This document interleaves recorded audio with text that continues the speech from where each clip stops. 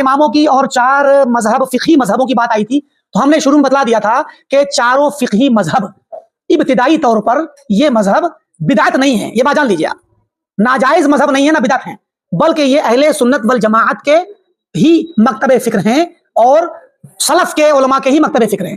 ठीक, अब चूंकि जाहिर है कि दीन को समझने में और उसकी तफसीर करने में इख्तिलाफ जो हुआ है वो इख्तिलाफ या तो समझ का इख्तिलाफ है, या नुसूस और अहादीस वगैरह के पहुंचने और ना पहुंचने का इख्तिलाफ है, या ज़ईफ मानने और ना, बहुत से असबाब हैं इसके। तो अब उमूमी तौर पे तो 4 मज़ाहिब मशहूर हैं, तो ऐसा नहीं है कि सिर्फ मजहब 4 हैं फिक्र के, बल्कि और भी मज़ाहिब हैं उलमा के, जैसे ज़ाहिरी मजहब भी है ज़ाहिरिया का, उनके अलावा भी इन्हीं उलमाए सलफ के ज़माने में, इमाम अबू हनीफा, इमाम शाफी, इमाम मालिक और इमाम अहमद के ज़माने में, और इनके पहले और इनके बाद इन ज़मानों में दीगर और भी अइम्मा थे, अइम्मा हदीस भी थे, मुहद्दिसीन, और बहुत से फ़ुक़हा थे।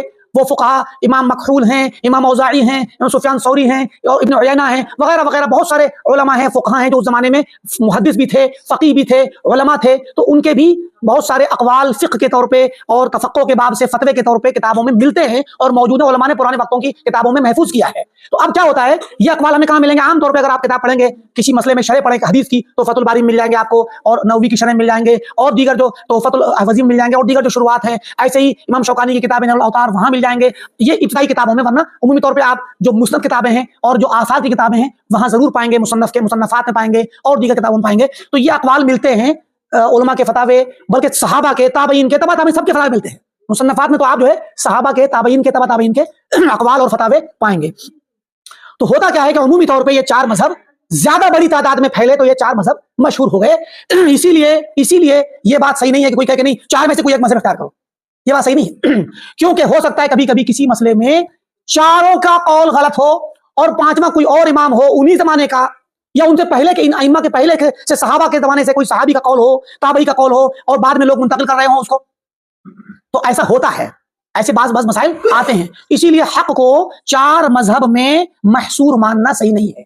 हाँ, उमूमी तौर पर अगलब मसाइल, ज्यादातर मसाइल इन 4 मज़ाहिब में से किसी न किसी मजहब के मुताबिक रहते हैं, ठीक रहते हैं, और फ़िक़्ह को और दीन को हम इन्हीं उलमा के ज़रिए समझते हैं। इनके साथ और भी उलमा हैं जो फ़ुक़हा हैं, इनके ज़माने के भी, इनसे पहले के भी और इनके बाद के भी, उन तमाम से मिलकर के उनके अक़वाल की रोशनी में हम किताब और सुन्नत को समझते हैं। कुरान और सुन्नत को समझने के 2 तरीके हैं।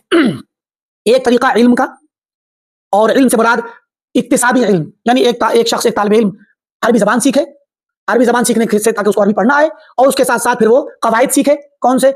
उसूल की किताबें पढ़े, उसूल फ़िक़्ह पढ़े, उसूल हदीस पढ़े, उसूल तफसीर पढ़े, अक़ीदे को पढ़े, और बहुत सारे उसूल जो कवाइद मुतय्यन की अहले इल्म ने ही, उन सबको पढ़ करके और अरबी ज़बान को ठीक से जान करके, इन सब चीज़ों के जरिए क्या होगा कि वो इस्तिंबात और फ़हम के काबिल बनेगा। ये इक्तिसाबी चीज़ें हो गई, ये उसके पास आलात आ गए।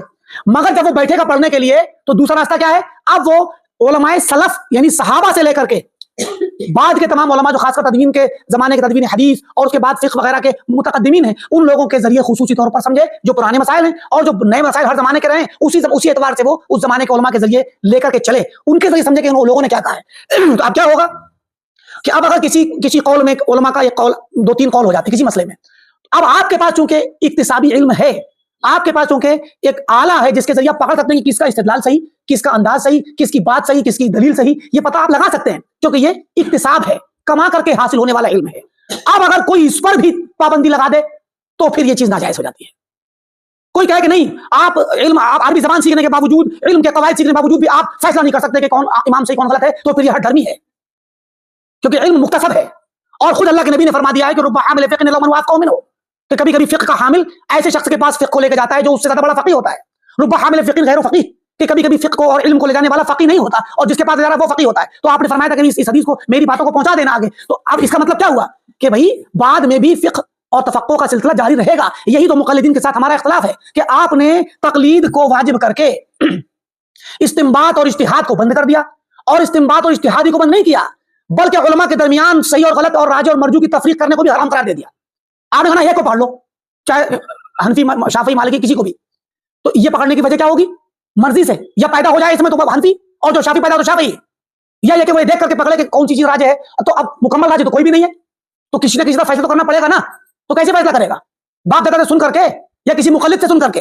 भाई वो खुद इल्म सीखेगा और खुद आलात इस्तेमाल करेगा, इल्म के आलात को इस्तेमाल करेगा, तरीके इस्तेमाल, उन्हीं अहले इल्म के तरीकों से पता लगा लेगा कि कौन सी बात सही है, कौन सी बात गलत है। तो जब ये करेंगे तो कोई मजहब भी इस काबिल नहीं है चारों में से कि पूरे तौर पर उसी को लिया जाए। चारों में से कोई भी इस काबिल नहीं कि पूरे तौर पे उसी को ले जाए, बल्कि काबिल वो है जो किताबुल्लाह व सुन्नत रसूलुल्लाह के मुताबिक है। अब यहां हमें किताबुल्लाह व सुन्नत रसूलुल्लाह कह करके इन मजाहिब से और उलमा से अलग नहीं होना है। यहां फर्क समझिएगा कि कोई कहना हमें मजहब नहीं पढ़ना है अबू हनीफा या शाफी मालिकी का, बल्कि हमें कुरान और हदीस समझना है। ये कुरान और हदीस हमारा मजहब जरूर है, मगर हम उलमा के जरिए समझते हैं, तो यही तो सलफ का मनहज है। सलफ के जरिए ही समझते हैं, ताकि हम जो कुरान को समझ रहे हैं वो उलमा ही के जरिए समझते हुए आए, और जिसका कौल किताब और मुताबिक होगा उसको ले लें। यहाँ पर जो मज़ाहिब फ़िक़हिया के लोगों ने और मुक़ल्लिदीन ने जो पाबंदी लगाई है, और उन्होंने ऐसा मुज़ाहिरा किया है कि जैसे कि 4 बड़े इमामों के बाद अब क़यामत तक कोई फ़क़ीह और मुज्तहिद आ ही नहीं सकता, ये मुज़ाहिरा किया, ये पेश करने की कोशिश की। अब इज्तिहाद का दरवाज़ा बंद हो गया और अब तो कोई इतना बड़ा फ़क़ीह पैदा हो ही नहीं सकता। ये इसका जवाब ये है कि इज्तिहाद तक पहुँचना और काबिल इज्तिहाद होकर के इज्तिहाद करना, आलिम बनना, ये इक्तिसाबी चीज है, यानी कमा करके आदमी मेहनत करके हासिल कर सकता है। जैसे कि आज के जमाने में डॉक्टर बन जाते हैं, इंजीनियर बन जाते हैं और अलग अलग चीजों के माहिर बन जाते हैं। तो इल्म है, ये इल्म को सीखा जा सकता है।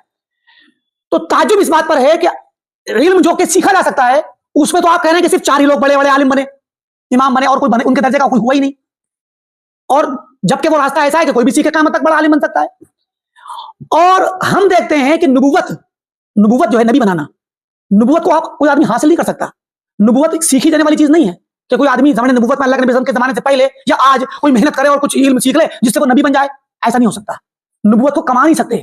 नबूवत महज अल्लाह ताला का एक अतिया है, एक इख्तियार है, वो जिसको चाहे दे दे, जिस शख्स को चाहे वो नबी बना ले। और ये काम अल्लाह ताला ने बहुत से लोगों में किया। 1,24,000 के करीब अंबिया आए, वो रिवायत मिन जुमला काबिल एहतियाज बन जाती है। तो 1,24,000 कमोबेश अंबिया आए हैं, हर कौम में हर उम्मत में एक नबी आया, और आखिरी नबी हमारे मोहम्मद अरबी सल्लल्लाहु अलैहि वसल्लम आए। जो चीज अल्लाह ताला की है और जिसे कोई इंसान हासिल नहीं कर सकता, उसमें तो अल्लाह ताला ने 1 लाख से ज्यादा नबी भेजे, यानी 1 लाख से ज्यादा लोगों को उस मकाम पर पहुंचाया।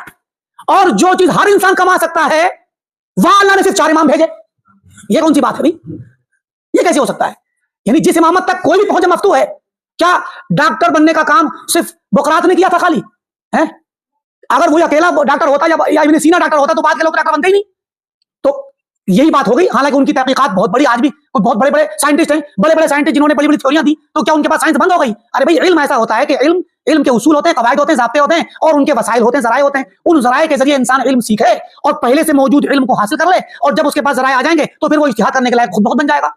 तो इज्तिहाद का दरवाजा बंद करना और ये कहना कि इन 4 इमामों के अलावा कोई दूसरा इमाम दुनिया में पैदा ही नहीं हुआ, ये बात गलत है और दिन के उजाले में आंखों में धूल झोंकने के मुताबिक। अल्लाह ताला हमें इस हठधर्मी से बचाए। ये जो सवाल आए हैं इंशाल्लाह इनका जवाब आइंदा हफ्ते दिया जाएगा बेइज़्निल्लाह।